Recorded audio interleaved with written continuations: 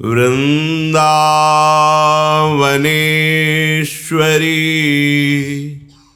तवैव पदारविन्दं प्रेमामृतैकमकरन्द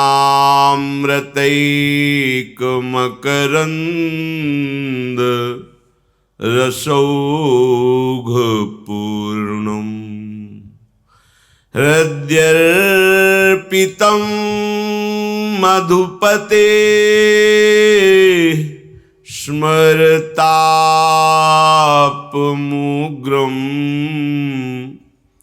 निर्वापयत् परमो शीतलमाश्रयामि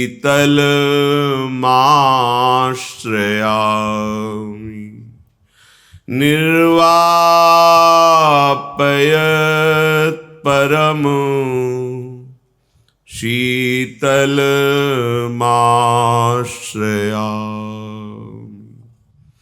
राधा राधा राधा राधा राधा राधा।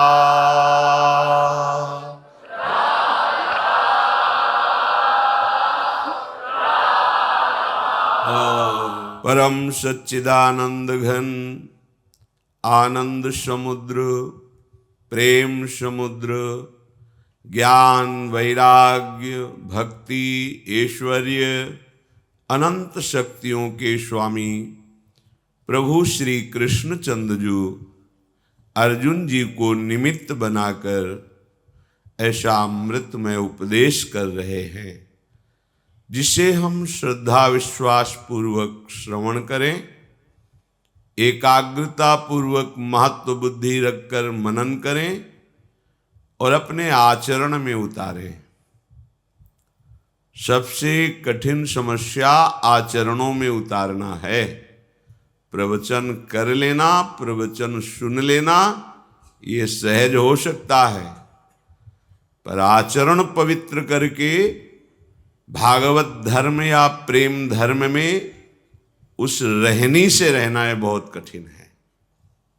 भगत कहला लेना या वेश बना लेना बहुत सरल है, पर भक्ति युक्त हृदय कर लेना बहुत कठिन है, क्योंकि अनेक जन्मों से ये मायाकृत आकर्षण भोग विलासिता के प्रति सुख बुद्धि ये पिंड नहीं छोड़ती। वर्षों व्यतीत हो जाने पर भी ये चिंगारियां दबी रहती हैं। अनुकूल जहां अवसर विषय का आया तो ये चिंगारी ही ज्वाला बन जाती है। कोई भी हो, जब तक प्रिया प्रीतम का साक्षात्कार नहीं हो जाता तब तक बहुत सावधान और अपने को बचाओ और सामने वाले को भी बचाओ। सामने वाला तुम्हें बचा देगा ऐसा बिल्कुल नहीं सोचना। अपने को बचाओ, ध्यान दीजिए, और सामने वाले को बचाओ। बिल्कुल ऐसी आशा मत रखो कि सामने वाला तुम्हें सतमार्ग में टिके रहने देगा। हो सकता है वो भगवान की माया से प्रेरित होकर तुम्हें भ्रष्ट करने के लिए आया है, इसलिए बहुत सावधान, सतर्क। सत्संग का तात्पर्य है असत्संग के त्याग का बल और सत का बोध। यदि रोज सत्संग सुनते हैं और असत विषयों के प्रति तुम्हारा वैराग्य नहीं हुआ तो सत्संग क्या, फिर बकवास है, केवल वार्ता मात्र है। वार्ता का फल है रमयन्ति च तुष्यन्ति च, मच्चित्ता मदगत प्राणा बोधयन्तः परस्परम कथयन्ति च माम नित्यम तुष्यन्ति च रमन्ति च। जो हम भगवत चर्चा कर रहे हैं, भगवत चर्चा सुन रहे हैं, उसी में हमें आनंद का अनुभव करना है, उसी का चिंतन करना है, उसी में डूबना है। और केवल सुन के ही डूबना नहीं है, हमें वो लीला भी देखनी है। केवल देखना ही नहीं है, हमें लीला में सम्मिलित होना है। ये उद्देश्य। अगर आपका उद्देश्य विहीन जीवन है, लक्ष्य नहीं बना श्यामा श्याम की प्राप्ति, तो बहुत काल तक वेश धारण करने पर भी आप साधुता के मार्ग में नहीं चल पाएंगे। वेश तुम्हारी रक्षा नहीं करेगा, उद्देश्य तुम्हारी रक्षा करेगा। तुम्हारा उद्देश्य दृढ़ हो जाए, मुझे भगवत प्राप्ति करनी है। ये भगवत मार्ग देख सुन करके सब लोग जा रहे हैं तो हम भी जाएं, ये ऐसा मार्ग नहीं है। ये विवेक विचार पूर्वक कदम बढ़ाया जाता है। चाहे जैसी परिस्थिति हो, चाहे जो गलती हमसे हो जाए, हमें रुकना नहीं, टूटना नहीं, झुकना नहीं। बहुत से बहुत मृत्यु ही तो होगी, इसके आगे कोई दंड है ही नहीं। मृत्यु तो बहुत बार देख चुके हैं, अब मुझे मृत्यु का भी भय नहीं, आगे बढ़ना है। अगर हम कहीं फिसल जाते हैं तो कोई आश्चर्य की बात नहीं है। ये बहुत फिसलन का मार्ग है। बहादुर बनो, तत्काल उठो, आगे बढ़ो। अर्थात अपनी फिसलन के विषय में चिंतन करके अपने को निरुत्साहित मत करो। बहुत जन्मों के बाद दांव लगा है भगवत प्राप्ति का। माया भी दांव फेंकेगी आपको फिसलाने का, आपको गिराने का। नहीं गिरना। गिर जाते हो तो उठो, रुकने का समय नहीं है। प्रभु अजान बाहु अभेद भुज दंड मूल आपसे मिलने के लिए आपको चयन कर लिया है। विचार करो तो रोना आ जाएगा कि उनकी कितनी कृपा है। पर अपने विचार शून्य, भोगों में सुख बुद्धि रखने वाले, अपने स्वामी की बात ना मानने वाले, फिर भी हमारे पास है एक मार्ग। हमें कैसे भी परिस्थिति में अपने प्रभु का आश्रय नहीं छोड़ना। कहीं भी गिर जाएं, आश्रय नहीं छोड़ना।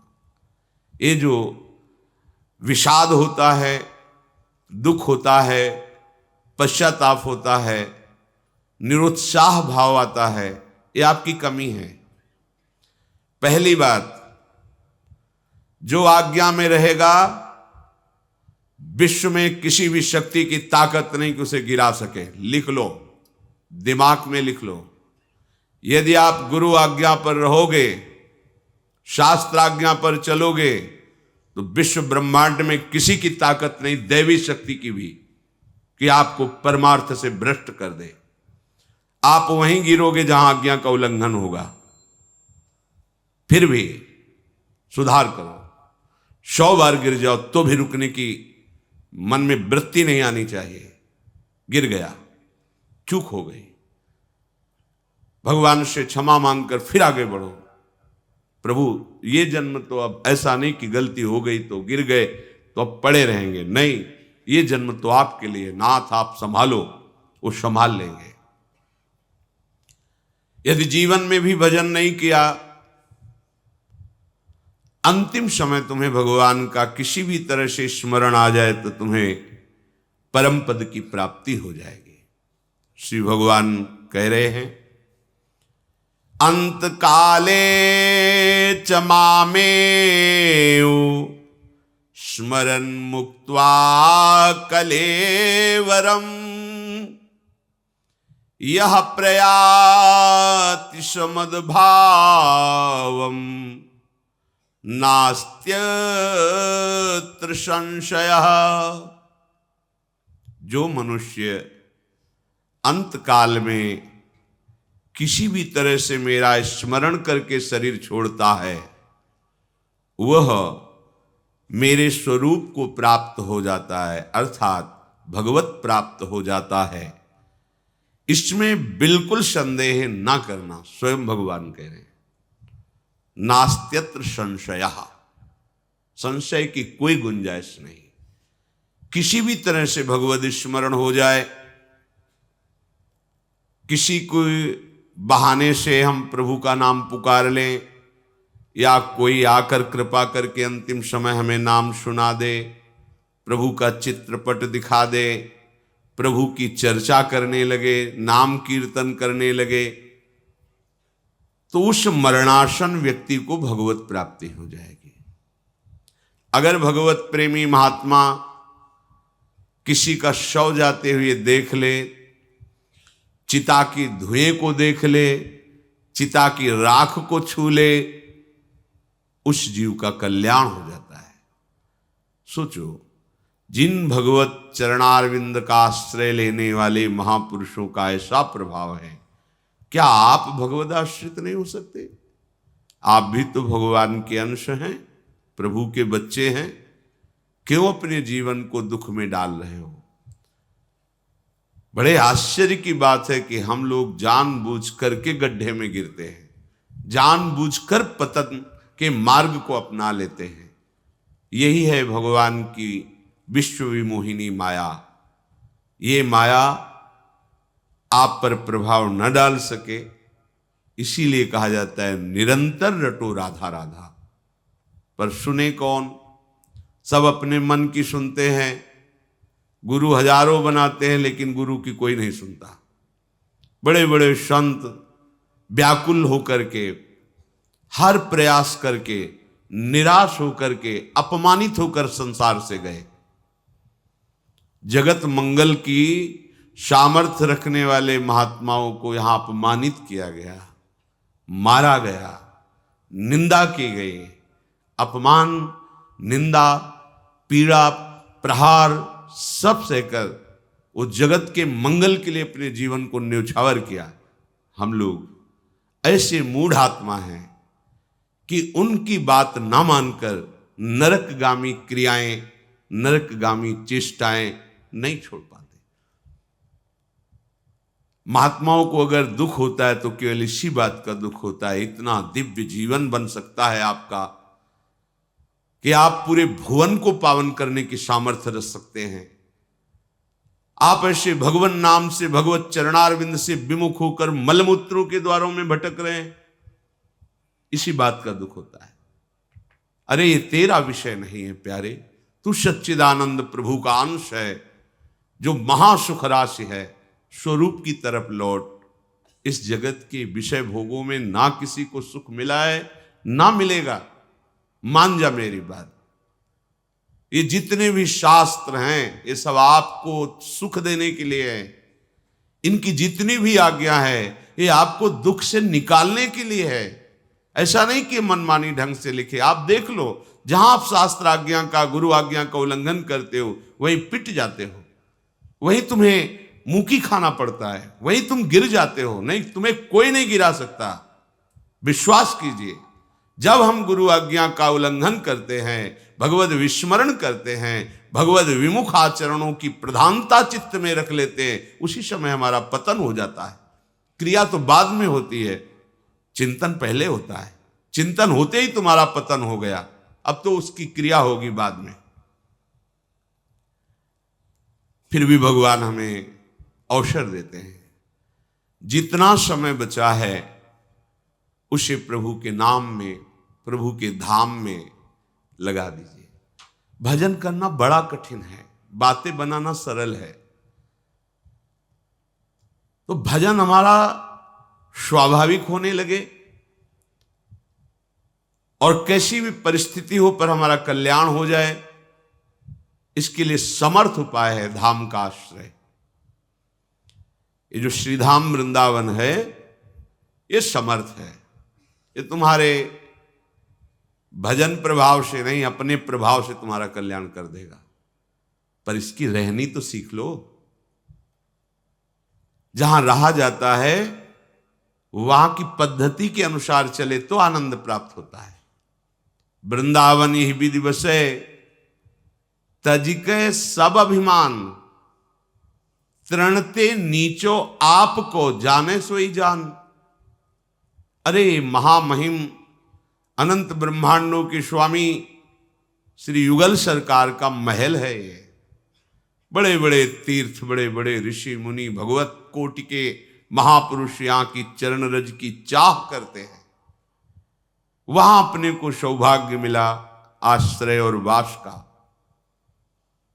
यहां हमको सबसे दीन बनकर रहना है।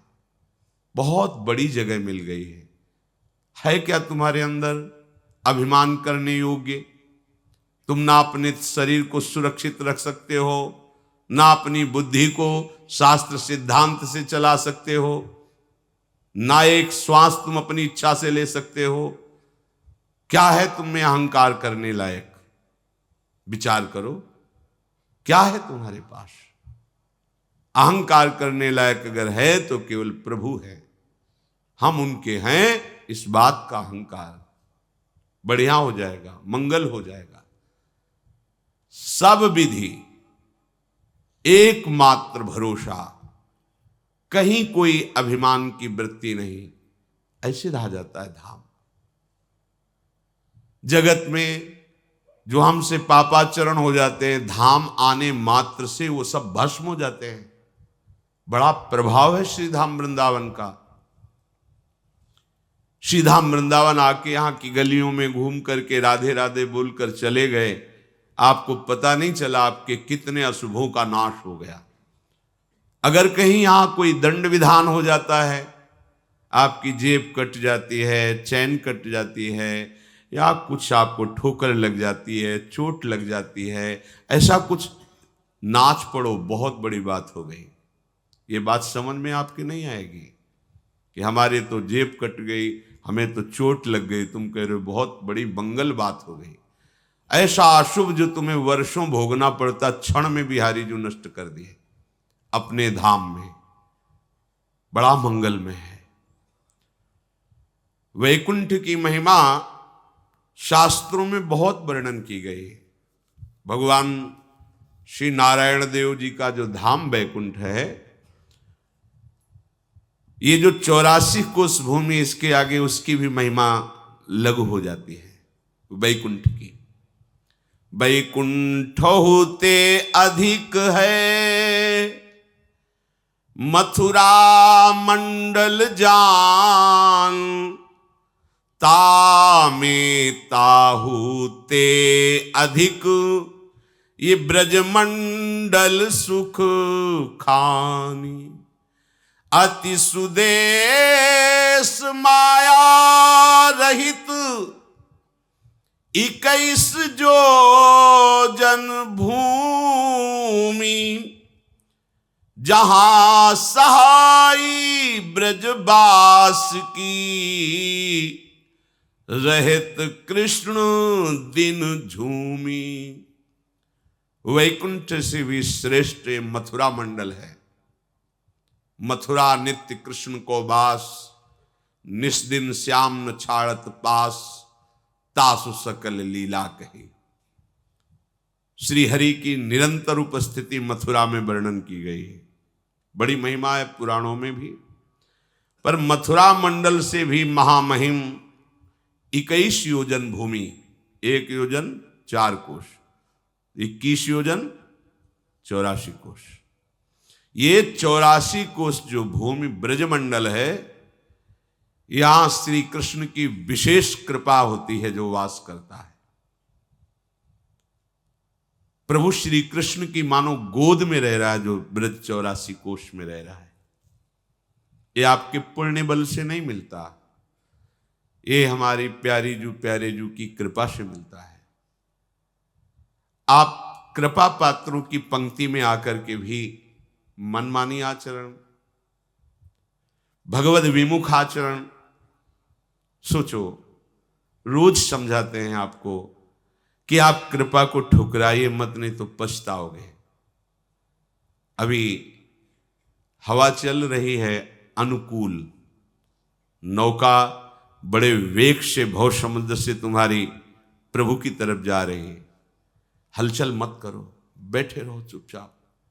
कुमार्गगामी प्रवृत्तियों का प्रोत्साहन जो आप अपने अंतःकरण में देते हैं, ये आप कृपा को ठुकरा करके अकृपा का वर्ण कर रहे हैं, पतन का मार्ग। इतनी महिमा है इस ब्रजमंडल की, ब्रजरज में वास करने की, कि शिव शनकादि याचना करते हैं इस रज की। जो रज शिव शनकादिक याचत, सो रज शीस चढ़ाऊं, किशोरी तेरे चरणन की रज पाऊं।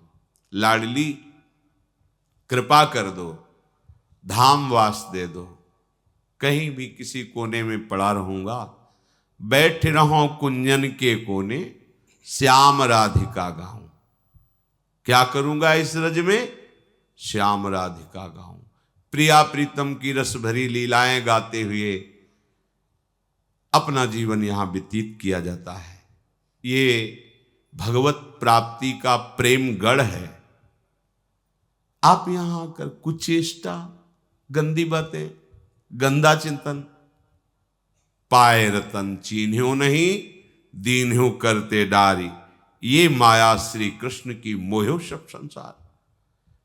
महामहिम देव दुर्लभ मानव देह, ब्रज 84 कोश में ब्रजवासी अस्सी धाम वृंदावन, फिर भी आपकी चेष्टाएं वही संसारिक, वही लालच, वही भोग प्रवृत्ति। भैया चूक मत करो, नहीं तो रोते नहीं बनेगा, संभल नहीं पाओगे। अभी अज्ञान की धरा में हो, इसलिए आपको परिणाम नहीं दिखाई देता। परिणाम की तरफ दृष्टि रखो, सुधर जाओ। जीवन कृतार्थ करने का तुम्हें अवसर मिला है। अनमांगे अनचाहे ढंग से तुम महापुरुषों के मार्ग में आ गए हो, कृपा पात्रों की पंक्ति में आ गए हो। अब अपने को दुर्भाग्य से युक्त मत करो। ये अवसर चूक गए तो पता नहीं किस कल्प में कभी अवसर मिलेगा भी कि ऐसा नहीं मिलेगा जैसा अभी मिला है। मधिराजत ज्यो मुकुटमणि, वृंदावन रस कंद, रस में सुख में तेज में, झलकत कोटि कुचंद। ये माथुर मंडल बैकुंठ से भी श्रेष्ठ, उसमें श्री कृष्ण का साक्षात स्वरूप ब्रज 84 कोश। और मुकुट में जैसे मणि होती है, तो मुकुट हुआ ब्रज और मणि है वृंदावन। मधिराजत ज्यो मुकुट मणि, वृंदावन रस कंद।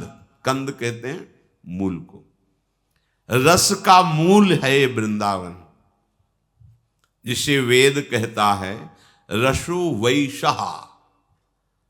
वो रस स्वरूप परमात्मा है और उसको प्राप्त करके सब आनंदमय हो जाते हैं।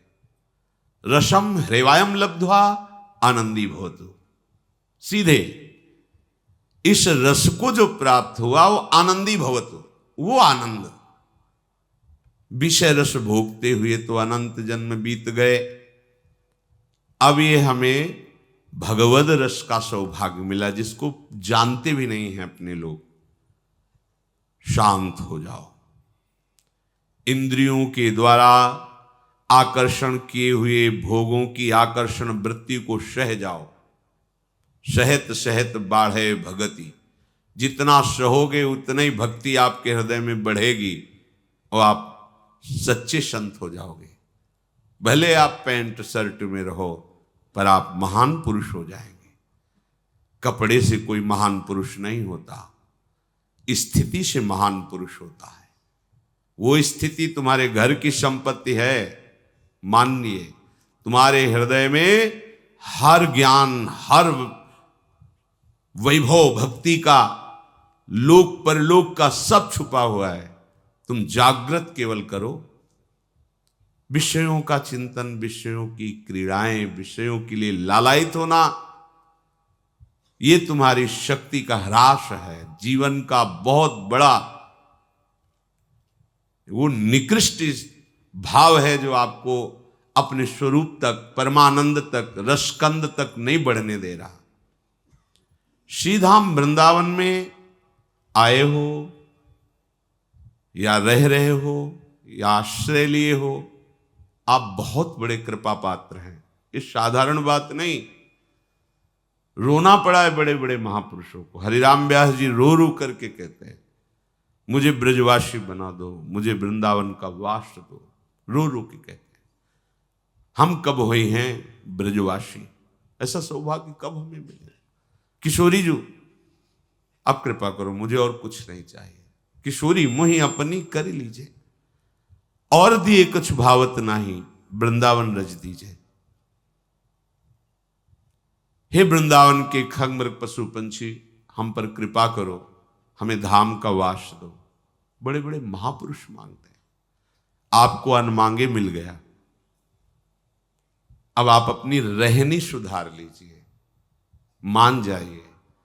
रहनी प्रमादवश आप बिगाड़ देंगे, धाम में रहने का भाव नहीं रह जाएगा आपके अंदर, उत्साह नहीं रह जाएगा, मन आपको भगा देगा संसार में। ये माया श्री कृष्ण की मोह सब संसार, सारा संसार इसी माया चक्र में यंत्रवत घूम रहा है। वृंदावन रसमय, सुखमय और तेजमय है। श्री प्रियालाल की नख कांति से श्री वृंदावन प्रकाशित होता रहता है। झलकत कोटिक चंद, श्री युगल चंद के प्रतिबिंब वृंदावन की स्वर्णिम भूमि पर, उससे प्रतिबिंब वृक्ष लताओं के पत्ते पुष्पों पर, झलकत कोटिक चंद, जिधर देखो युगल सरकार ही दिखाई दे रहे। पत्र प्रसून बीच प्रतिबिंब नख सिख प्रिया जनावे, बन की लीला लाल ही भावे। एक रंग रुचि एक रस, अद्भुत नित्य विहार, जहां किशोरी लाडली करी लाल उरहार। निश दिन तो पहिरे रहे, रूप की मणि उजियार। रस में लटकी छके रहे, अधर सुधा आधार। श्रीधाम वृंदावन में अभी इसी क्षण यही प्रिया प्रीतम विराजमान है। ये घर है प्रिया प्रीतम का। कोई कहानी नहीं है कि थे, कोई प्रकृति की रचना नहीं है वृंदावन कि था। ये था में नहीं है, ये है में है। आज गोपाल रास रस खेलत, आज खेल रहे हैं। आज भोर में ही प्रिया प्रीतम अभी उठे। आज वन राजत जुगल किशोर, नंद नंदन वृषभानु नंदिनी, उठे उनींदे भोर। आज श्री लाडली ऐसी महाप्रेममयी है। राधा तत्व को बिना वृंदावन की रज का सेवन किए कोई जान ही नहीं सकता, नहीं जान सकता। ये आगम निगम पुराण अगोचर रूप माधुरी सहज, ये सहज प्रिया प्रीतम की जो जुगल जोरी, इसका रहस्य यही रज रानी और रसिक जनों की कृपा से परिचय मिलता है। लालजू को प्रेमाधीन कहा गया है, और लालजू के हृदय का संपूर्ण प्रेम समुद्र जब सार रूप धारण किया, प्रीतिरिव मूर्तिमती रस सिंधो सार संपदि विमला, वो हमारी लाडली जू। इसलिए लालजू सदैव लाडली जू को हृदय हार बनाए रहते हैं। ये लाडली लाल कोई स्त्री पुरुष नहीं है। रसोया परमानंद एक ही उद्युधा सदा, ये परमानंद रस सदैव दो रूपों में खेल रहा है। युगल सरकार जब परस्पर गलवैयां दे करके विहरण करते हैं, उपासक उनकी चरण रज के प्रताप से उनको देखता है। आह, कैसी शोभा है।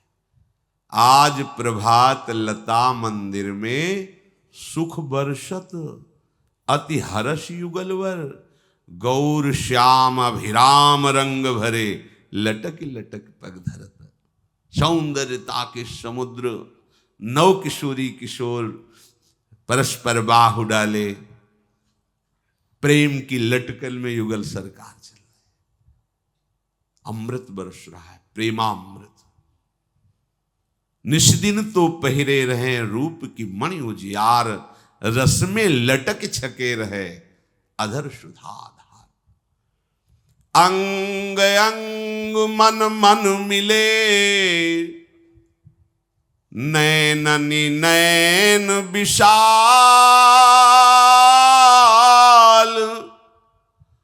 रूप बेली प्यारी बनी, तो छवि के लाल तमाल।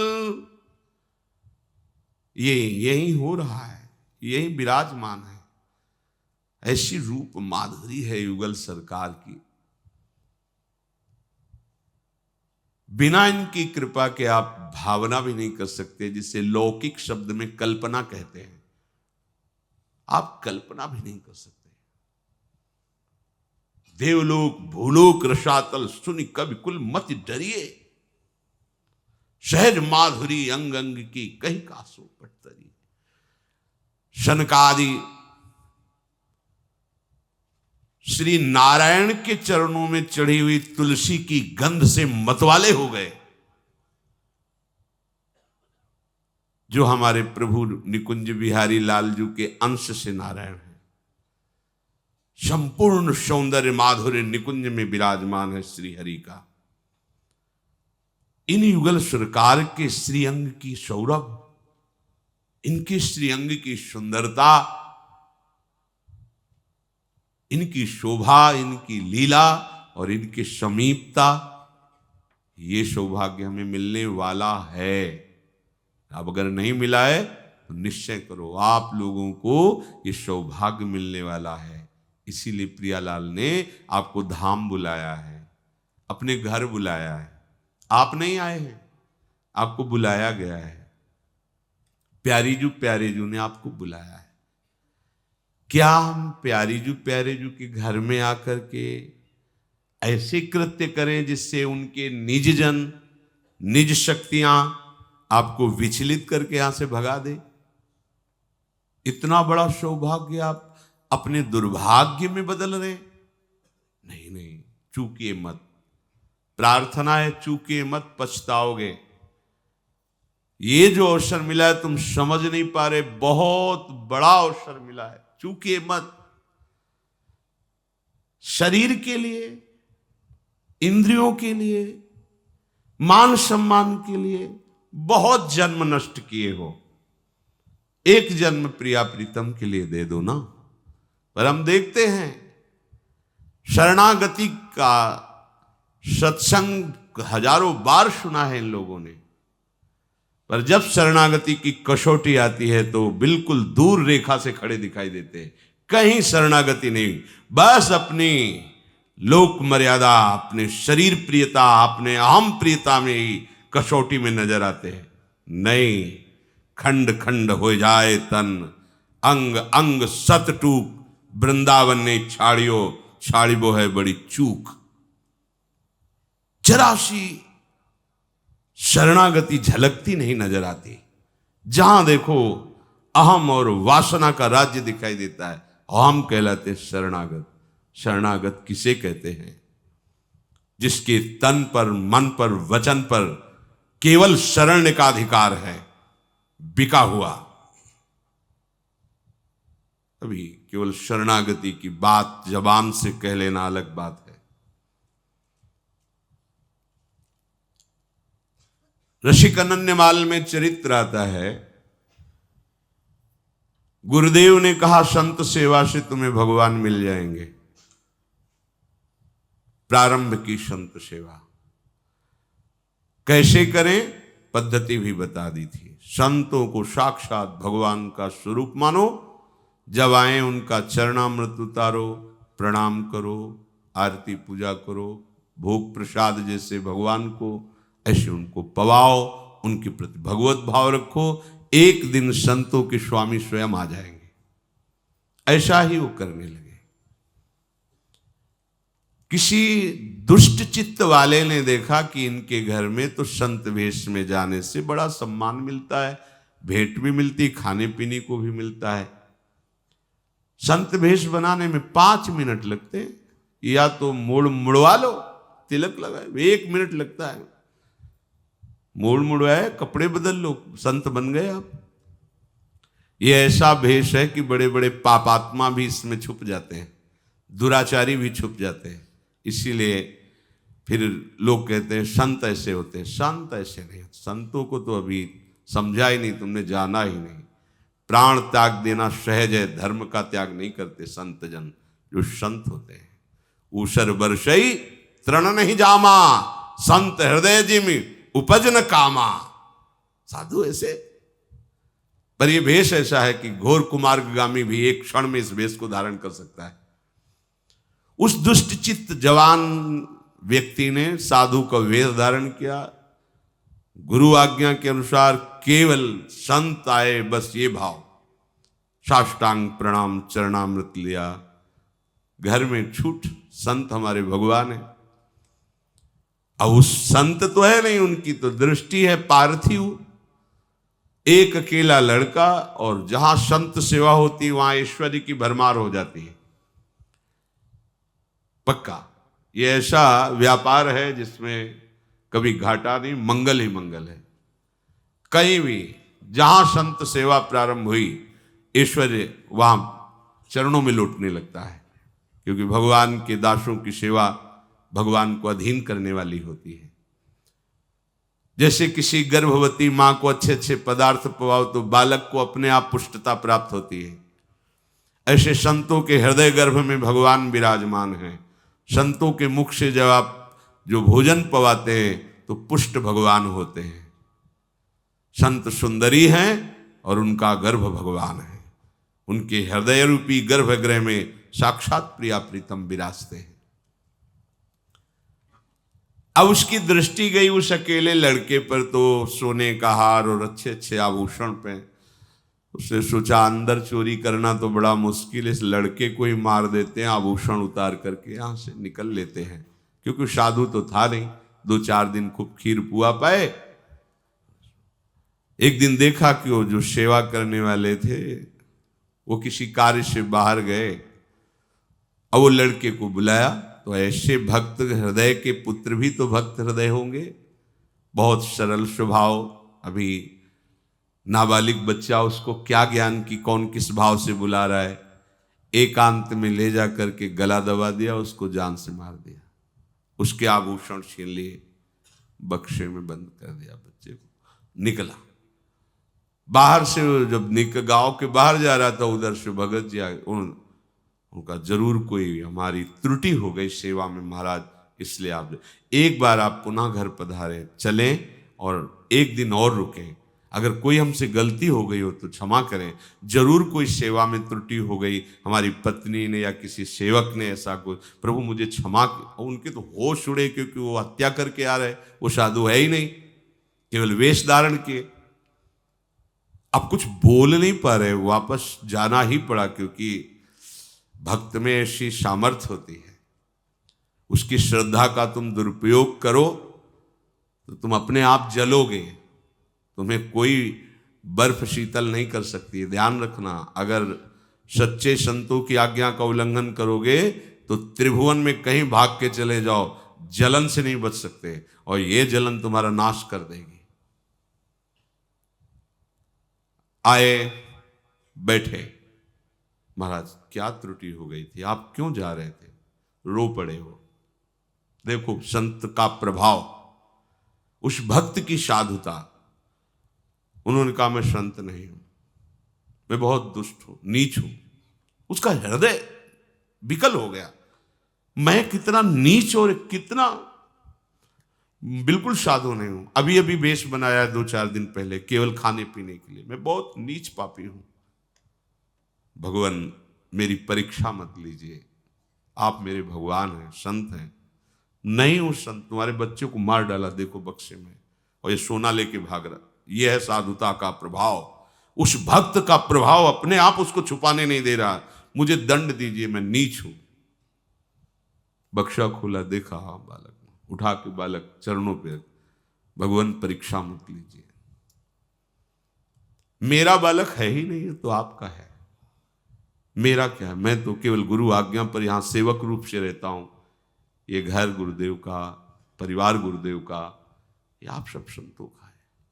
चरणामृत उतारा और कहा, मन वचन कर्म से गुरु आज्ञा का पालन करते हैं संतों को मैं भगवान समझता हूं, इसके प्रभाव से बालक जीवित हो जाए। जो चरणामृत डाला, बैठ गया बालक। अब वो मूर्खाधिराज को लगा कि मेरे चरणामृत का बड़ा जोर का प्रभाव है, वहां से पूजा पाठ लेके चल पड़े। बिल्कुल उसके मन, भक्त के मन में बिल्कुल नहीं कि ये साधु नहीं, अपनी दृष्टि है। साधु को साधु ही नजर आता है, दुष्ट को दुष्ट ही नजर आता है। पड़ोस में गए और कहा एक रात रुकना चाहते हैं दूसरे मोहल्ले में, वही गांव के। उनको लगा मेरे चरणों का प्रभाव है ही है चरणामृत। एक लड़के को मार डाला, दुष्ट स्वभाव, और क्या विचार करेगा। उनके चलने लगे डंडे थप्पड़। उन्होंने कहा तुम जानते नहीं हमारे चरणामृत का प्रभाव, अभी तुम्हारा बालक जी जाएगा। बड़े बुजुर्ग थे, बोले देख लो भाई, चरणामृत धोया गया, बालक ने कुछ नहीं हुआ। अब तो और पिटाई शुरू होगा कि उन भगत जी को बुला के पूछ लो कि हमारे चरणामृत का क्या प्रभाव है। ये सूचना उनके पास, वो दौड़ के आए, ये भगवान है, परीक्षा ले रहे हैं। फिर वही संकल्प, मन वचन कर्म से संतों को मैं भगवान मानता हूं, और इसके प्रभाव। तब उनको समझ में मेरे चरणामृत का प्रभाव नहीं, भक्त का प्रभाव। उसी दिन से वो भगवान का सच्चा संत बन गया। हमारी शरणागति में हमारी कैसी भी परीक्षा हो, हमें खरे उतरना है। वो देख रहा है जगत का जीवन पालन करने वाला। अर्जुन जी जब अभिमन्यु जी का वीरगति को प्राप्त होने की बात तो सह नहीं पाए, विलाप करके रोने लगे। भगवान समझा रहे, नहीं सह पाए। अर्जुन से कहा कि मेरा भी तो भांजा है, कोई अशुभ गति को प्राप्त थोड़ी हुआ, वीर गति को प्राप्त हुआ, ऐसा आपको विलाप करना उचित नहीं है। पर वो एक दिन भगवान जैसे कभी प्रसन्नता होती तो अपने हृदय की बात कहे। भगवान ने कहा मोरत ध्वज जैसा भक्त इस सृष्टि में नहीं है। समय व्यतीत होने पर अर्जुन जी ने कहा प्रभु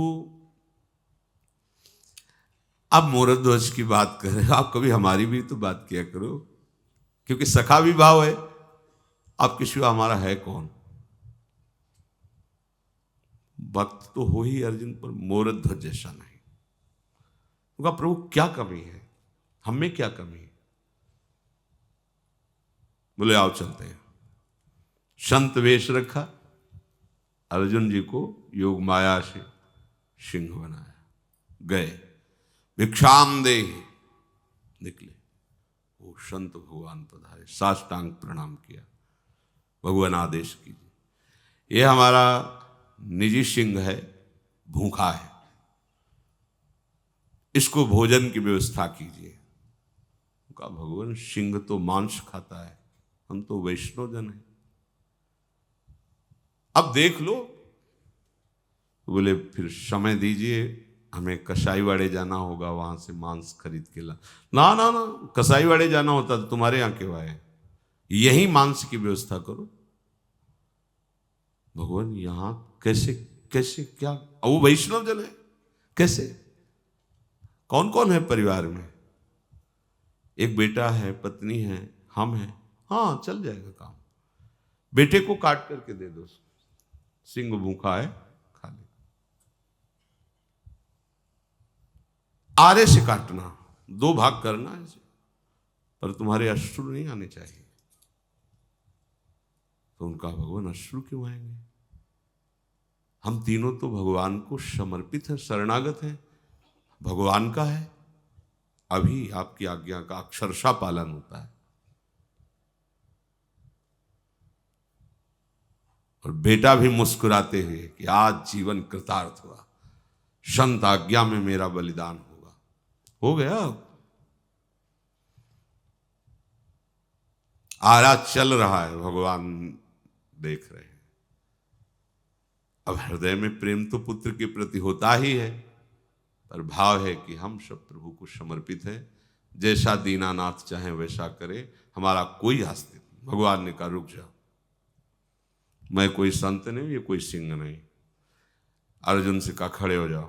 अपने देखा अभिमन्यु मेरा भी भांजा था, वीर गति को प्राप्त हुआ, तो समझाने से भी नहीं समझ रहे थे। देखा इसकी शरणागति, चला दिया आ रहा, वहां कुछ नहीं। अरे जिनके एक संकल्प से अनंत ब्रह्मांडों का सृजन एक सेकंड में होता, वहां क्या कुछ नहीं, हंसता खेलता बालक। ये कोई छोटी मोटी निष्ठा? तन्वांग मनोभिरमल सोहम तविवाश्रिता, शरीर मन वाणी से मैं आपका हूं कह देना सरल है, आरा चलाना पड़ता है। ये भगवत मार्ग, तब परम पद मिलता। प्रियालाल ऐसे सही, आखिरकार कटेगा तो है ये, जलेगा तो है ये, नष्ट तो होगा ही ना। एक जन्म प्रियालाल के लिए श्रीधाम वृंदावन को अपनी रहनी से व्यतीत करते हुए क्या घाटा लग जाएगा, अंतिम बन जाएगा, जन्म जन्मांतर की भटकन मिट जाएगी। अब प्रभु ऐसी परीक्षा नहीं लेते, अब वैसी सामर्थ्य नहीं तो वैसी प्रभु परीक्षा भी नहीं लेते। लेकिन बात सच्ची यही है कि ये तन मन वाणी आराध्य देव जी के चरणों में समर्पित हो। कभी भी किसी भी तरह से वो देखना चाहे तो हम इस बात में खरे उतरें कि न मेरा शरीर है, न मेरे प्राण हैं, न मेरा मन है, ये तो प्रियालाल का है, जैसा चाहे वैसा व्यवहार करें।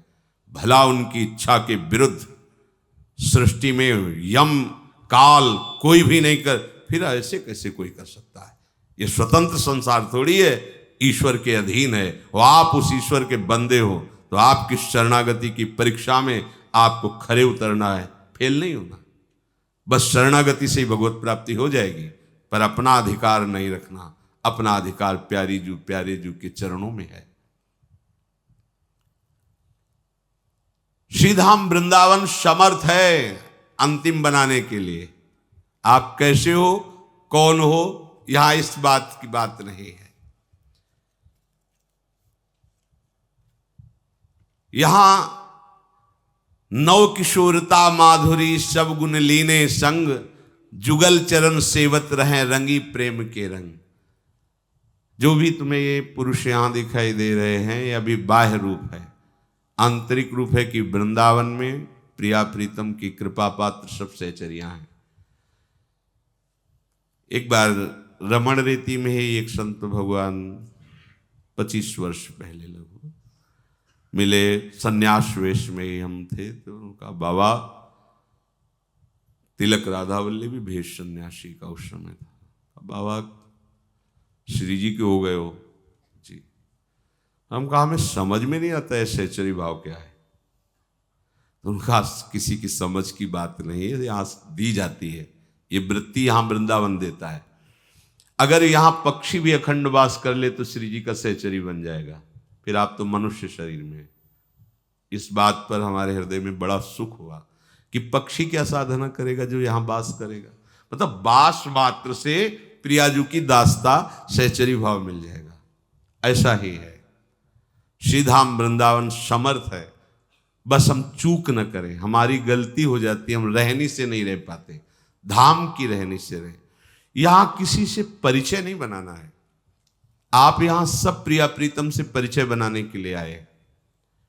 रहो जैसे जल में कमल का फूल रहे, ऐसे रहो, सबके बीच में रहो, पर किसी से हमारी पहचान नहीं होनी चाहिए।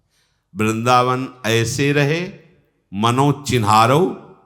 लेकिन यहां तो हम प्रपंची जन वैसे ही प्रपंच फैला लेते हैं जैसे गांव गली में होता है, वैसे ही सब बैठकर प्रपंच की बातें व्यवहार सब नहीं। ये व्यवहार का क्षेत्र नहीं, वास्तविक पूछो तो परमार्थ का भी क्षेत्र नहीं। ये व्यवहार और परमार्थ दोनों से परे प्रेम समुद्र वृंदावन है। बड़े बड़े परमार्थियों का भी यहाँ प्रवेश नहीं है। आपको पता नहीं लाडली जी कैसे रीछ के ये सौभाग्य दिया है। इस श्री धाम वृंदावन में जो रह रहे हैं, बिना भगवान नाम सुने या कहे रह नहीं सकते। हम कहते किसी भी धर्म का अवलंबन करने वाला हो, सुनाई तो देगा ना, बाके बिहारी लाल, राधा वल्लभ लाल, रंगनाथ जी, राधा रमन लाल जी। यहां जाना है तो कहां जाना है, यही तो जाना है, कान में सुनाई दे रहा है। यहां की हवा में राधा राधा गूंज रहा है। आपकी श्रवणेंद्री जब पवित्र होगी ना तो सुनाई देगा। वायु के झकोरों में राधा राधा निकलता है। यहाँ के पक्षी चहचहाते हैं, राधा राधा बोलते। ये बड़ा पावन धाम है। यहाँ की सहचरी का आदेश है वृंदा सखी का धर्मराज को, धर्मराज सो कही तहां मेरो बचन सुन ले हूं, जाके रंचक भक्ति है ताहि कष्ट जिन देहु, भक्तन छाड़े सबन को तेरे आगे न्याऊ, हरि हरि जन ते विमुख जे तिनको तू समझाऊ। यहां भगवत पार्षदों का भी प्रवेश नहीं, जय विजय का भी प्रवेश नहीं। यहां महारानी जी की अनंत शक्ति संपन्न सहचरियों का शासन है। धर्मराज हाथ जोड़े खड़े, सहचरी ने आदेश किया, धर्मराज मेरी आज्ञा सुनो। इस व्रत 84 कोष में जो भी वास कर रहा है, रंचक भक्ति भी है, कभी सामने मत पड़ जाना उसके। ले जाने की तो सवाल ही बात नहीं, मत। तुम्हारा दूसरों के पास न्याय है, व्रत 84 कोष मंडल के अंतर्गत नहीं। और एक बार भी राधा बोला है, एक बार भी कृष्ण बोला है तो होश में रहना, वो तुम्हारे न्याय से बाहर हो चुका है। तुम उसके अब न्यायाधीश नहीं बन सकते। ये महिमा है प्यारी जी के धाम की, प्यारी जी के नाम की। जो हरि हरिजन ते विमुख जे, जो भक्त संग नहीं करते, हरिजन, हरि हरिजन ते विमुख जे, जो हरि की भक्ति नहीं करते और भगवत प्रेमी महात्माओं का संग नहीं करते, भगवत विमुख होकर मलिन आचरण कर रहे हैं, तुम्हारा न्याय उनके पास। उनको दंड दीजिए, उनको संभालिए। लेकिन जिसने गले में कंठी बांध ली, हरिनाम उच्चारण कर रहा है, व्रत 84 कोष का आश्रय लिए, भूल कर भी सामने मत चले जाना। कल प्रसंग में बता रहे थे कि यमराज के दूतों ने यमराज के पास जाकर कहा कि भगवान बड़ा आश्चर्य है, इस सृष्टि में कितने शासन करता है, यदि बहुत शासन करता होंगे तो शासन ठीक से नहीं होगा। आज मुझे संशय हो रहा है, अभी तक तो मैं मानता था त्रिभुवन का दंड विधान आपके हाथ में, आप स्वामी हैं, लेकिन दो सिद्ध महापुरुषों ने आकर के आपकी यम पास को काट दिया और हमें डांट के भगा दिया। आज तक कभी ऐसी घटना नहीं घटी। और वो महापापी था जिसको हम लाने के लिए गए थे, अजामिल। मुख से केवल नारायण नाम निकला कि दो सिद्ध महापार्षद वहां प्रकट हो गए और ऐसा किया। तो कै स्वामी है इस सृष्टि में? कल प्रसंग में बता रहे थे, यमराज जी ने कहा, परो मदन्यो जगतस्तस्तु खश्च रोतम प्रोतम पटवद्यत्र विश्वम यदंसतोषि स्थिति जन्मनाशा नस्यो तवद यस्य वसे चलोकः। हे दूतो, मैं तो उनका एक छोटा सा अनुचर हूं, जिसे तुम त्रिभुवन को स्वामी समझ रहे हो। मेरे स्वामी तो भगवान श्री कृष्ण है, जिनका परिचय तुम नहीं जानते हो। उन्हीं में ये संपूर्ण जगत सूत में वस्त्र के समान ओतप्रोत है। उन्हीं के एक अंश से ब्रह्मा विष्णु और भगवान शंकर प्रकट होकर सृष्टि का सृजन, पालन और संहार करते हैं। ये सारा जगत उन्हीं ईश्वर श्री कृष्ण के अधीन है। भगवान ने धर्म मर्यादा का निर्माण किया है और उसी की रक्षा के लिए वो अवतार लेते हैं। कोई भी ऐसा सिद्ध नहीं है जो पूर्ण रूप से भगवान को जान सके। भगवान जितना जनाते हैं उतने ही, सोई जाने जी देव जनाई। जितना मनुष्य विद्याधर चारण ऋषि मुनि देवता असुर किसी की सामर्थ्य नहीं कि पूर्ण रूप से भगवान श्री कृष्ण को जान सके। भगवान के द्वारा निर्मित भागवत धर्म परम शुद्ध और अत्यंत गोपनीय परम मंगल करने वाला है। उसे जानना कठिन है। जो भागवत धर्म को जान जाता है वो भगवत स्वरूप हो जाता है। पूरी सृष्टि में भागवत धर्म को केवल हम 12 जन ही जानते हैं। यमराज जी ने कहा कि पूर्ण रूप से भागवत धर्म का रहस्य हम केवल 12 जानते पूरी सृष्टि में। ब्रह्मा जी, देव ऋषि नारद, भगवान शंकर, सनक सनंदन सनातन सनत कुमार, कपिल देव, स्वयंभु मनु, भक्तराज प्रहलाद, विदेहराज जनक, भीष्म पितामह, परम भक्त बलि जी महाराज और सुखदेव जी और मैं धर्मराज, ये 12 भागवत तत्व का रहस्य जानने वाले हैं। भागवत धर्म का भगवान को पूर्ण रूप से इसलिए कोई नहीं जान सकता क्योंकि अनंत है, सीमा ही नहीं है। इस जगत में जीवों के लिए ये सबसे बड़ा कर्तव्य है, परम धर्म है कि वे प्रभु के नाम का जप करें, कीर्तन करें और इसी नाम जप, नाम कीर्तन, सत्संग के प्रभाव से अपने को संसार से हटाकर प्रभु की प्राप्ति कर ले। प्रिय दूतों, भगवान नाम की महान महिमा है। तुमने देखा अजामिल ने पुत्र के लिए पुकारा नारायण और महापापी था और भगवान के पार्षद आ गए और मृत्यु पास को काट दिया। सोचो, जो बालक के बहाने से नारायण बोला तो ये गति हुई, और जो श्रद्धा पूर्वक झूम झूम के भगवान के नाम का कीर्तन करते हैं, प्रभु की लीला का गायन करते हैं, श्रद्धा पूर्वक प्रभु की चर्चा सुनते हैं, ये आप लोगों को जो सौभाग्य मिला है ना, ब्रह्मवेला में बैठकर वृंदावन की पावन रज में भगवत चर्चा सुन रहे हो, ये दुर्लभ बात है, ये अत्यंत दुर्लभ बात। सुत दारा धन लक्ष्मी ये पापियों के घर होए, ये दुर्लभ नहीं है कि बढ़िया पत्नी मिल गई, खूब बढ़िया भोग सामग्री है, लड़का बच्चा परिवार जो संसारिक वस्तुएं चाहिए वो सब हैं, बोले तो पापियों के पास भी है। सुत दारा धन लक्ष्मी पापियों के घर होए। संत संग, भगवत प्रेमी महात्माओं का सानिध्य, ये हमारे पुण्य बल से नहीं होता, ये कृपा से होता है। सत्संगत दुर्लभ संसारा, दुर्लभ विषय सत्संग है। अगर संत समागम हरि कथा तो समझ लो कि आपके भाग्य खुल गए। ये सत्संग अत्यंत दुर्लभ वस्तु है, पर इसकी दुर्लभता तभी सार्थक हो कि जब आचरण में उतारो। नहीं तो हाथी स्नान है, हाथी स्नान करके निकला, धूल भला डाल लिया। लगभग अपने लोग ऐसे ही सत्संगी हैं, हाथी स्नान वाले। सुना, दूसरे को सुना दिया, समझा दिया। दूसरे को समझाने में बड़े प्रवीण हैं, अपने मन को समझाने में ताकत काम नहीं कर रही। इतनी बुद्धि प्रवीण नहीं कि मन को समझाकर विषयों से हटा के प्रभु में लगावे। क्या फायदा सत्संग का? अरे अस्त्र टांगे घूम रहे हो और एक साधारण आदमी थप्पड़ मार के चला जा रहा है, तुम्हारे उस अस्त्र का फल क्या रहा? टांगने का प्रदर्शन क्या रहा? अस्त्र तो इसीलिए है कि अपना बचाव पक्ष कर सके। तो ये शास्त्र के वचन, सत्संग के वचन ये अस्त्र के समान हैं। इनके द्वारा विकारों को काट कर भगवदानंद में स्थित हुआ जाता है। आए विकार, थप्पड़ मारे, गिर गए। किस बात के सत्संगी, किस बात के परमार्थी? क्या तुम्हारे पास विवेक है?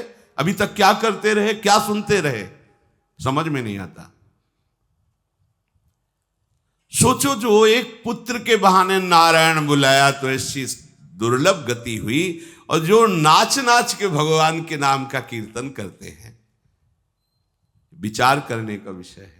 भगवत लीला गाते हैं, भगवत चर्चा सुनते हैं, उनके पापों का विनाश हो जाए, भगवत प्राप्ति हो जाए, तो कोई आश्चर्य की बात है? अरे जिसने स्तनों में जहर लगाकर भगवान को मारने के लिए गए, भगवान को अपने स्तन पिलाए, तो जो यशोदा मैया को गति मिली वही उसको मिली। और जो प्यार से दूध का भोग लगाते हैं उनको क्या होगा? जो प्यार से उनको शयन कराते हैं, उनके चरण चापते हैं, पंखा करते हैं। आप लोग छोटी मोटी भाग्यवृत्ति में, महारानी जी की परिचर्या में, उनके महल में रहकर बस ये रहनी सुधार लो प्यारे। ये जो थोड़ा सा कलंक लगा लेते हो वासना का, इसको हटाओ। यही तुम्हें प्रभु से दूर करता रहा है। कोई आश्चर्य की बात नहीं है। दौड़ने वाला ही लड़खड़ाता है, दौड़ने वाला ही थकता है। कृपा पात्र हो तुम, लांग जाओगे, आगे बढ़ो। छोटी सी भी अपने अंदर की त्रुटि को बर्दाश्त मत करो।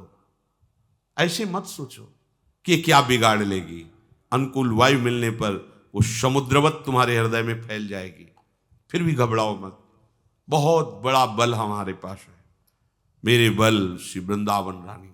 इसका मतलब कुमार्गगामी मत बनो, इस बल का आश्रय लेकर चढ़ो। ये चढ़ाई है भगवत मार्ग की। नामाभास मात्र से सारे पाप भस्म हो जाते हैं। बड़े बड़े विद्वानों की बुद्धि भगवान की माया मोहित कर लेती है। ये धर्मराज जी कह रहे हैं, भागवत रहस्य को जानने वाले महापुरुष। ये मीठे मीठे विषय भोग इतने अच्छे लगते हैं, बड़े बड़े मोहित हो जाते हैं। भगवान से मिलना ना, बाद में मिल लेंगे, पहले है कुछ नहीं, कुछ नहीं है प्यारे, मान लो कुछ नहीं। कीचड़ के सिवा हाथ में कुछ नहीं लगेगा। एक आदमी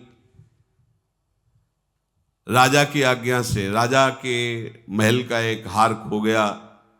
राज्य में ऐलान कर दिया सुबह की शाम तक जो हार खोज के ले आएगा तो उसे हम अपने समान राज्य सुख प्रदान करेंगे। सब भागे। बीच बीच में ऐसी बाजार लगाए हुए थे राजा, ऐसी व्यवस्था किए हुए थे, सब फ्री, खाओ पियो मस्त। कोई तो ढूंढना भूल करके उसी में लग गए। कोई बिरले ढूंढने के लिए आगे बढ़ पाए भोगों को त्याग कर। तो एक नदी के किनारे खोज रहे थे तो अचानक दृष्टि पड़ी, जल में हार दिखाई दिया। कूद गए नीचे से, कुछ नहीं मिला। फिर बाहर आए, थोड़ी देर फिर खड़े रहे, शांत जल हुआ, फिर दिखाई दिया हार। सुबह से शाम हो गई, उसी पर निशाना लगा कि कूदते पर हार नहीं मिलता, हाथ नहीं आता। इतने में एक संत भगवान वहां नदी के किनारे भ्रमण कर रहे थे। उनका, भाई काफी देर से देख रहा हूं आपको, बार बार आप चेष्टा कर रहे हैं, नदी में कूद रहे हैं, क्या है? तो बोल नहीं रहा था क्योंकि उसको लग रहा था इनाम हम ही ले। हम आपका सहयोग करेंगे, हमें कुछ चाहिए नहीं। तो उनका हार वहां है। देखते ही उन्होंने कहा, अरे मूर्ख, अगर हार वहां होता तो सुबह से खोज रहा मिल जाता, इधर नहीं। और घुमा के दिखाया, वो देख खजूर का पेड़ है, बाज पक्षी ने घोंसले में रखा है, उसकी छाया पड़ रही। समझ पाए? वो राजा है श्री भगवान। हार है स्वरूप बोध, महासुख खोज रहे हैं भोगों में, कीचड़ किसी हाथ नहीं लगता। जिसे तुम सुख समझते हो, ये सुख नहीं, सुख की छाया है। तुम्हें समझ पड़ती नहीं, मेरे गिरधर की माया है। सुख तो जिधर तुम मुख किए हो उधर नहीं, नदी की तरफ नहीं, बैक पीछे हटो, देखो वो ऊंचाई पर भगवत सुख विराजमान है, जहां काम क्रोध लोभ मोह मद छू नहीं सकते। पर उस सुख की छाया पड़ रही इधर विषय नदी में। हम बार बार विषयों में कूद कूद के गंदे हो रहे हैं कि सुख मिलेगा, किंचन मात्र आज तक किसी को नहीं मिला।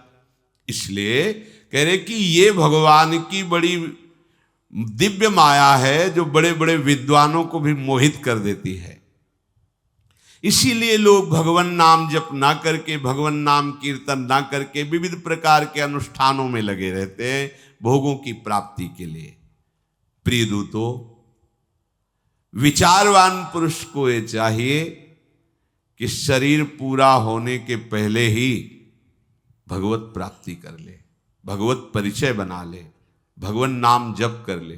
खास बात है। जो प्रभु श्री कृष्ण के नाम का कीर्तन करते, मेरी सामर्थ्य नहीं कि मैं उनको दंड दे सकूं।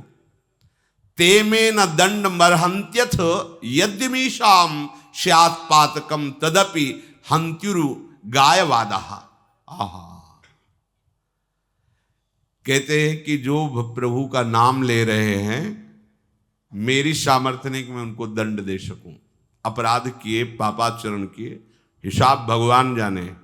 मेरी सामर्थ्य नहीं मैं उनको दंड दे सकूं, क्योंकि वो कृष्ण नाम बोले, वो राधा नाम बोले।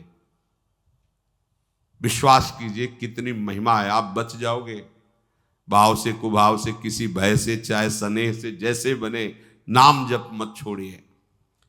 कह रहे पहली बात तो उनके द्वारा कोई पाप होता नहीं जो नाम कीर्तन करते हैं, नाम जप करते हैं। यदि कुसंग वशात कोई पाप बन जाए तो उनको और कोई प्रायश्चित करना नहीं पड़ता, भगवान नाम से ही सारे पाप नष्ट हो जाते हैं।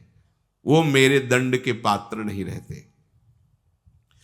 जो भगवान नाम जप करते हुए अपना साध्य और साधन दोनों भगवान को समझकर उन पर अधीनता स्वीकार करके निर्भर हो गए, गूढ़ बात।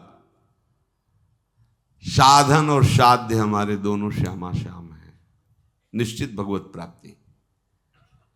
निर्भर माने पूरा भरोसा पक्का है। मेरे बनाए न बनेगी कोटि कल्प लो, आपके बनाए बनेगी पल पाव में। पूरा भरोसा हमें है कि हमारे श्यामा श्याम करुणा करके हमको भटकने नहीं देंगे। स्वीकार किया है तो पार भी वही कर देंगे, पूरा भरोसा रखो। और वो प्रभु के चरित्रों का बस गायन करते रहते हैं। ध्यान दीजिए, हमारे साधन श्यामा श्याम, हमारे साध्य श्यामा श्याम। अब हमारा जीवन कैसे व्यतीत हो? प्रभु की लीला गुण गायन। ये जो आपकी दिनचर्या चल रही, एक मिनट भी फुर्सत नहीं आपको। ललिता ललित बजावत बीना, गुण गावत सोई जीवन जीजय। हम कैसे जीवन जिए? प्रियालाल के नाम गुण कीर्तन करते हुए। जो प्रभु के चरित्रों का गान करते रहते हैं, सुनते रहते हैं, प्रभु पर निर्भर रहते हैं, तो भगवान की कौमोदकी गदा चारों तरफ घूम घूम के उनकी रक्षा करती रहती है। भूल करके भी तुम कभी उनके समीप भी मत जाना, नहीं भगवान की कौमोदकी गदा की मार से तुम सब नष्ट हो जाओगे। यमदूतों को यमराज जी सावधान कर रहे हैं।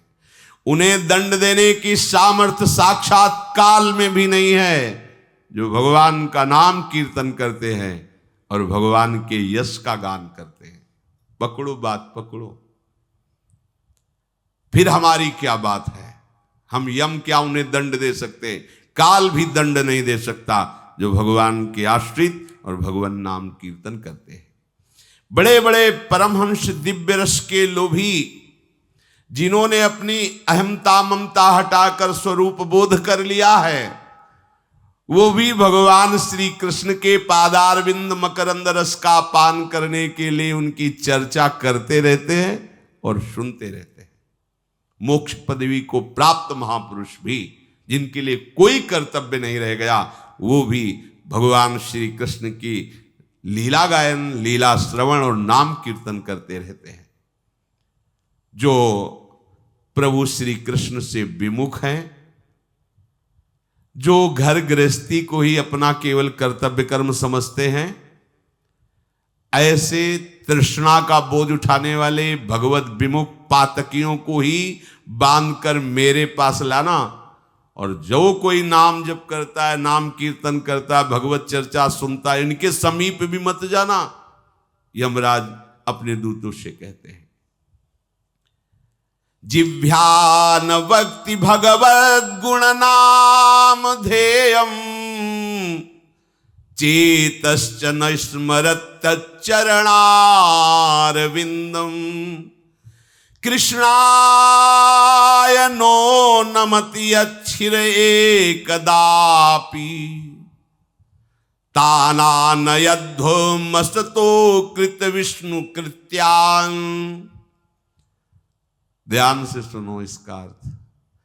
जिसकी जिह्वा कभी भगवान नाम उच्चारण नहीं करती, कृष्ण कृष्ण राधा राधा, जिन्होंने अपने कानों से कभी भगवान की चर्चा नहीं सुनी बैठकर, जिनका चित्त कभी प्रभु के चरणारविंद का ध्यान नहीं किया, चिंतन नहीं किया, जिनका सिर कभी भगवान के श्री विग्रह के सामने झुका नहीं, उन भगवत विमुख पापियों को ही मेरे पास लाना, उन्हीं को हम घोर दंड देने का अधिकार रखते हैं।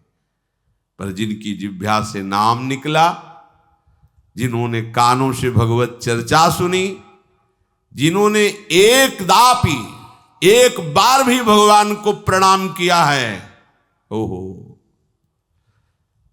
ऐसे के समीप कभी मत जाना, यमराज जी अपने दूतों से कहते हैं। तभी हम कहते हैं कि भाव को भाव, कैसे भी तुम राधा राधा बोलोगे, बाजी जीत जाओगे, रजिस्टर में तुम्हारे इतने नाम जमा होंगे कि न्यायाधीश की खोपड़ी काम नहीं करेगी, आपकी जय हो जाएगी, नाम आपको बचा लेगा, नाम आपको सुरक्षित रखेगा। पर हम देखते हैं कि प्रायः ऐसे भी उपासक हैं जो निरंतर रत हैं, बड़ा संतोष होता है उनके दर्शन से, पर प्रायः बहिर्मुखता में समय ज्यादा काटते हैं। खाली बैठे विषय प्रपंच चिंतन करो, दृष्टि से पता चलता है। चेहरे को जैसे देखो, अगर आप भगवत चिंतन परायण है तो आपका चेहरा बोलता है, वो बोलता है कि हम भगवत चिंतन कर रहे हैं। ऐसी दृष्टि जैसे जाती ना, तो अपने लोगों को गुरु कृपा से, गुरु प्रसाद से, संत दर्शन करते करते दर्शन करने का ऐसा अभ्यास है। जैसे आपको देखा और आप भगवत चिंतन नहीं कर रहे, तो आपका चेहरा बताएगा कि आप भगवत चिंतन नहीं कर रहे। और भगवत चिंतन कर रहे हैं तो एक दृष्टि में पता चल, हाँ चल रहा है, इनके नाम चल रहा है, वो होता है ऐसा। काहे को जीवन बर्बाद कर रहे हो, जब आए ही हो भगवान नाम, तो खाली क्यों रहते हो? ये बहुत बड़ी त्रुटि है, इसीलिए आप लोग धोखा खा जाते हैं। नाम जप नहीं, मतलब कभी कभी बहुत गुस्सा लगती है कि तुम अपने पैरों को अपने हाथ से कुल्हाड़ी से काट रहे हो। इतना बढ़िया अवसर मिला है, एकांत में बैठकर विषय चिंतन करते हो। अरे भगवत चिंतन क्यों नहीं करते? मन नहीं लगता तो राधा राधा बोलो ना, क्या चला जाएगा? आए हो जिस काम के लिए, अब कैसे समझाएं? कई बार लगता है भाई जी महाराज जो बात कह रहे थे वही बात सत्य है। भाई जी ने कहा, किसी ने कहा मुझे भगवत दर्शन करा दो, तो भाई जी ने कहा भाई मैं तुमसे सच्ची कहता हूं कि अगर हमारे करवाने से भगवत दर्शन होता तो मैं किसी को नहीं कहता भजन करो, सबको भगवत दर्शन करा देता। पर भाई जब तक तुम भजन नहीं करोगे, जब तक तुम प्रभु के लिए रोगे नहीं, तब तक प्रभु का दर्शन तुम्हें कोई नहीं करा सकता। ये सिद्धांत है। लाख उपाय करो, लाख, अगर आप नहीं चलना चाहते तो हम सर के बल खड़े होकर उपाय करें तो भी नहीं बन पाएगा। बड़े बड़े अवतार हुए महापुरुषों के, आपका कल्याण नहीं हुआ क्योंकि आपने नहीं चाहा। अगर आप ऐसा सोचे कि हमारा परिवर्तन किसी के प्रभाव से हो जाएगा, तो एक ही प्रभाव है, वाणी। आप वाणी मान लीजिए, आपका परिवर्तन हो जाएगा। वाणी नहीं मानेंगे तो आप ऐसा कुछ मत समझिए कि किसी के छूने से, किसी के आशीर्वाद से आपका परिवर्तन हो जाएगा, नहीं होगा। क्योंकि ये सब छूना, आशीर्वाद बाहरी बातें हैं। चित्त वृत्ति का परिवर्तन चिंतन से होता है, चिंतन का अभ्यास किया जाता है। नहीं, भगवान क्यों अर्जुन जी को आदेश करते? अभ्यास योग युक्तेन चेतसा नान्यगामिना। तुम अर्जुन ऐसा अभ्यास करो कि तुम्हारा चित्त मेरा चिंतन छोड़कर और कहीं जाए ना। क्यों आदेश करते? उसी को दिव्य परम पुरुष की प्राप्ति होती है। ये आपका पक्ष है। आप सोचते रहिए संसार के विषय में और भगवत प्राप्ति कैसे होगी?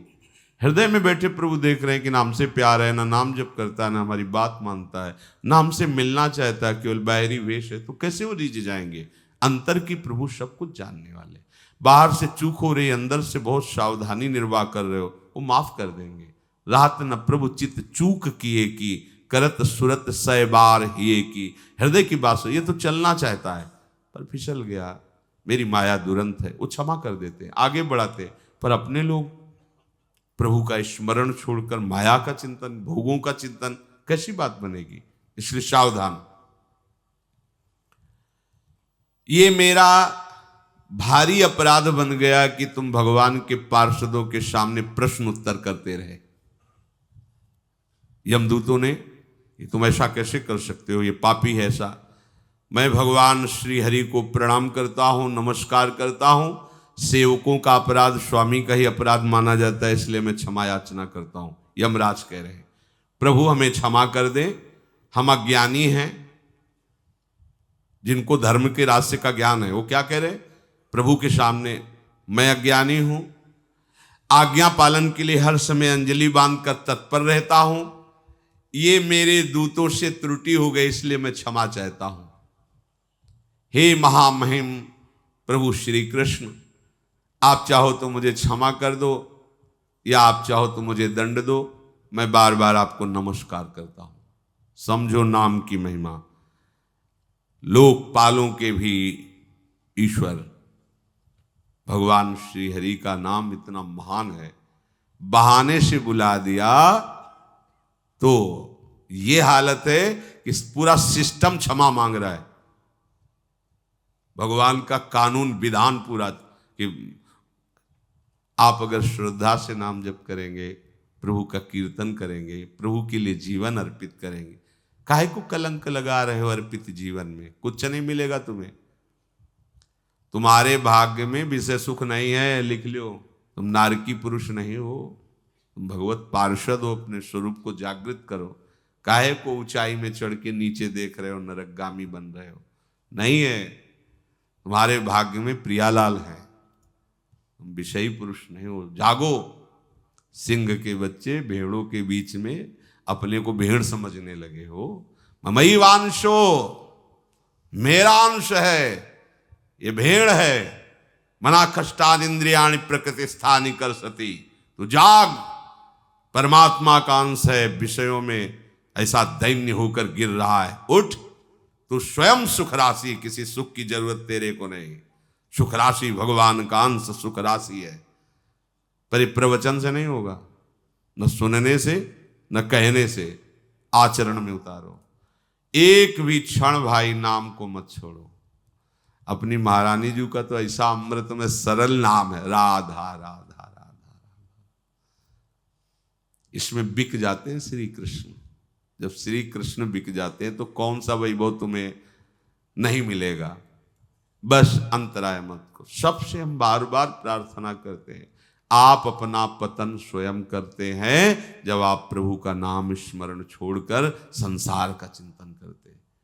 अभी तुम्हारी समझ में नहीं आया कि तुम्हें कौन प्यार करता है।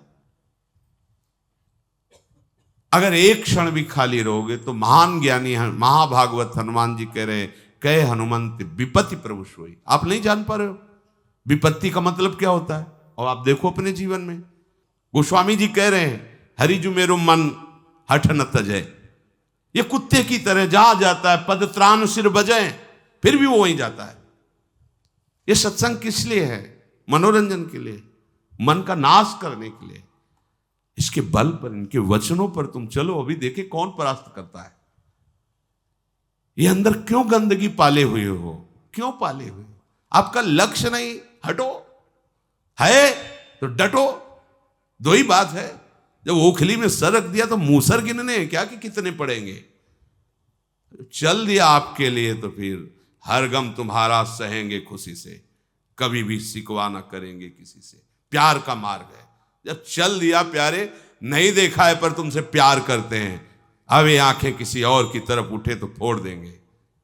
किसी से और से कह दे कि हम तुमसे प्यार करते हैं, जवान काट देंगे। ऐसे एक बार कह दिया श्यामा श्याम से कि मैं आपसे प्यार करता हूं, तो ये जन्म अब कभी किसी से नहीं कह सकते कि हम आपको प्यार करते हैं। अगर प्यार दिखाई दे रहा तो श्यामा श्याम के नाते से दिखाई दे रहा, कोई हमारा प्यारा नहीं। और सब हमारे प्यारे वो हैं जो श्यामा श्याम से प्यार करते हैं। ये सिद्धांत है। भटक रहे हो, ऐसी करुणामयी स्वामिनी तुम्हें अपना बनाने के लिए तैयार है, तुम इधर उधर चमड़ों की चिकनाहट देखकर फिसल रहे हो। कब सुधरोगे, कब संभालोगे? मृत्यु आ जाएगी तब, या माया ठग कर तुम्हें ऐसे चौराहे पे खड़ा कर दे जहां तुम्हें कोई रास्ता न सूझे तब। अभी हाथ की पकड़ में हो तो बच जाओगे, हाथ की पकड़ के बाहर गए तो प्यारे फिर किसी की ताकत नहीं तुम्हें बचा सके। ये भगवती प्रचंड माया धज्जियां उड़ा देती है। ध्यान रखना, आंख खोल के देख लो, बड़े बड़ों को देख लो, तुम कुछ नहीं हो। बड़े बड़ों को झांक के देख लो, इसी मृत्यु लोक में, इसी भारत में देख लो, होश में कदम सोच सोच के चलो, सोच सोच करके एक एक क्षण व्यतीत करो। भगवान कृपा पात्र तुम्हें बना लिए हैं तो आगे का मार्ग तुम्हारी वही रक्षा करेंगे। पर मनमानी आचरण करोगे तो फिर आप जानो, फिर ये समझ लो आप कहो कि हरि गुरु कहाँ है, बचा लेते। चीख चीख के कह रहे हैं सावधान सावधान। एक गुरुजी ने सिखाया सब में भगवान है। वो जा रहे थे, एक पागल हाथी आ रहा था। मावत ने कहा भागना बाबा जी, हाथी पागल मार देगा। गए, हाथी ने उठा पटक दिया, हाथ पैर टूट गए, लद के गए गुरुजी के पास। गुरुजी ने कहा क्या हुआ?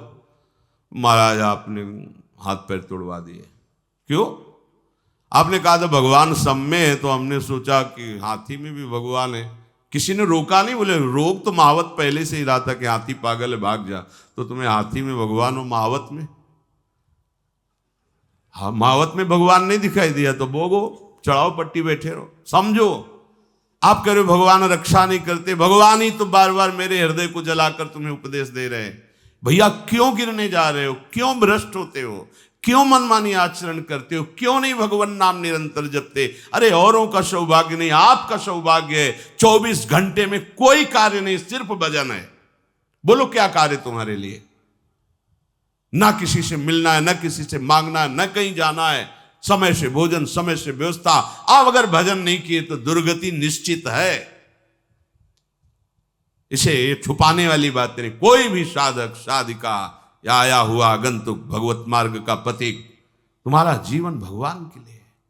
तुमने निश्चय किया है इस मार्ग को, इसलिए मुझे बर्दाश्त नहीं होता जब आप भगवत विमुख आचरण सोचते भी हैं। कर लो तो फिर वो तो बहुत बड़ी बात। तुम्हारा सोचना भी हमें अच्छा नहीं लगता। तुम सोच कैसे सकते हो जिस मार्ग के पति? तुम्हारी चेष्टा और क्रिया तो बहुत दूर की बात है। कम समय है, हमारी बात मान लो। मान लोगे तो जान जाओगे, जान जाओगे तो वही बन जाओगे जिसको जानना चाहते हो। ब्रह्मविद ब्रह्म ही बोध। शेष चर्चा आगे। श्री राधा वल्लभ।